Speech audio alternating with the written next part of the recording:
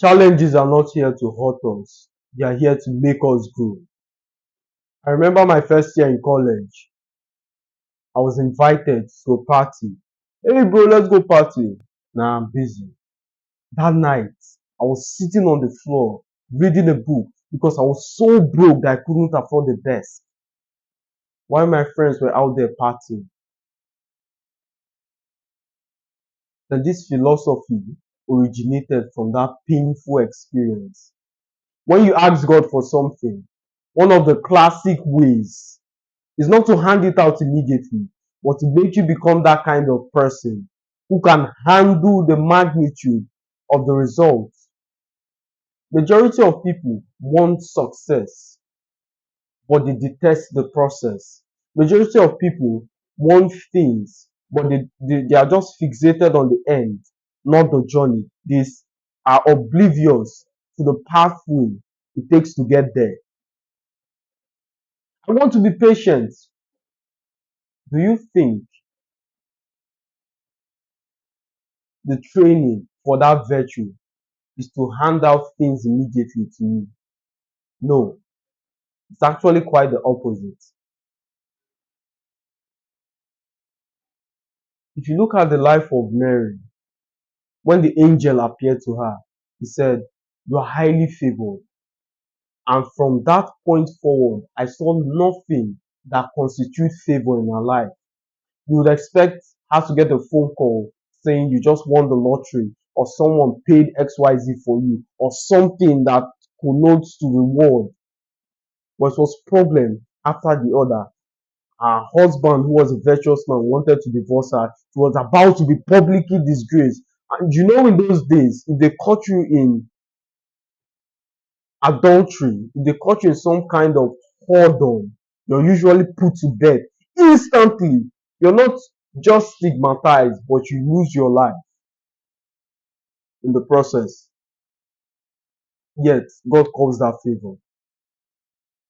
Many of your problems began when you decided to be a better individual. Many of your problems began when you went out of your comfort zone. You would not feel this frustration. You wouldn't be this anxious. You wouldn't be this painful. You wouldn't be this angry and frustrated had you not left the comfort zone. The fact that you're failing means there's motion. You wouldn't fail if you were not trying.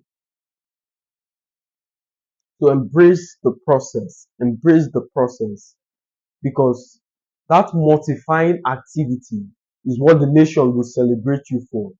E.T., when he was eating out the trash can, when he was about to commit suicide in an abandoned building, little did he know that his predicament, he couldn't read and write, would be what the nations would celebrate him for.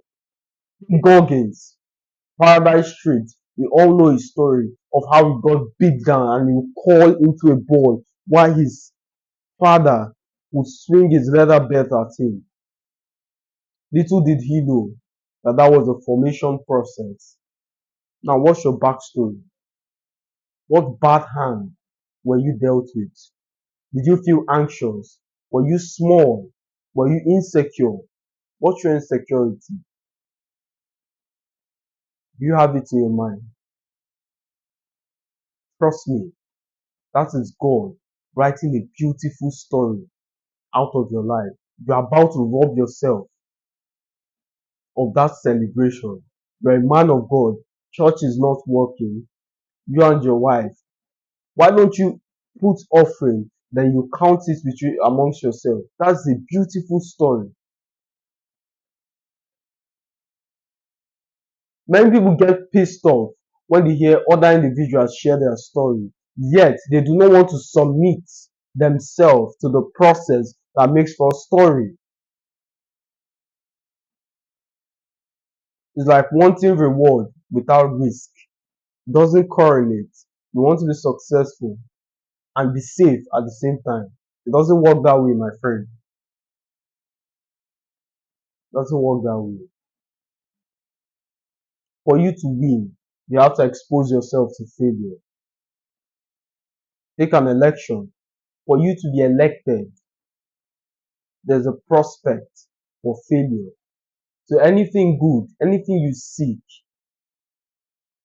have it at the back of your mind that there is a prospect of failure. You will fail. What are the chances of you succeeding at something you tried for the first time? Exactly. Even if it works, deep down in the cravings of your soul, you know it was a fluke. It's like throwing, shooting a ball into a hoop for the first time and it enters. You and I know you would never try it again. You would get the accolades from friends and you would draw back because you know you got lucky. Whenever you see failure, embrace it. Failure is not here to hurt us. It's here to make you grow, to prune you to become the kind of person that can handle that result. Think about all the challenges you faced. Think about that time you were heartbroken. Think about when you lost the business. Think about the lowest point in your life. That was the time you got most shit done. The lowest point in your life is when you made the most amount of progress. So why the fuck are you complaining if that's the case?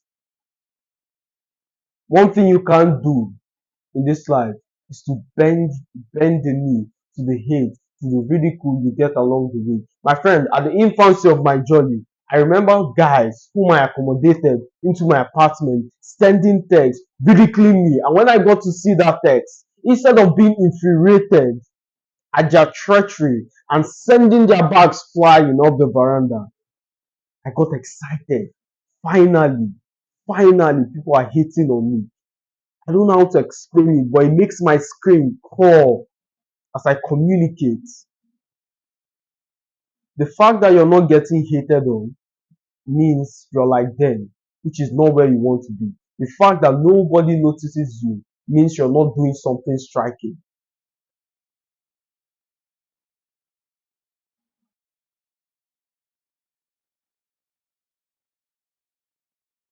Challenges are here to build you. In this life, you don't get what you want. You get what you're willing to suffer for. In this life, I'll repeat that again for those dumb fucks. You don't get what you want. You get what you are willing to suffer for. As always, my friend, pleasure speaking to you. See you in the next one.